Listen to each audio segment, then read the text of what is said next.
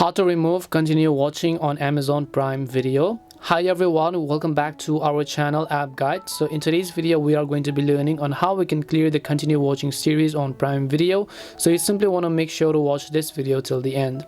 In order to delete continue watching on Prime Video, all you have to do is just go ahead and launch the Prime Video application first. And then as you can see on my continue watching list, I have a movie right over here, or a series, right? So if I want to remove this from my continue watching, what do we do? It is very simple to remove it. All you have to do is go ahead and long press on it, and then you'll enable all these options.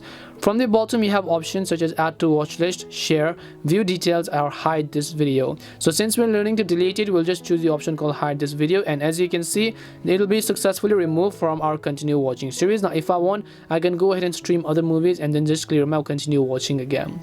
That's all it takes to clear continue watching on Prime Video. We hope the video was really helpful, and if it did help you, then make sure to leave a like and subscribe to our channel. If you have any more questions, feel free to leave them down. Thank you very much for watching, and see you in the next video.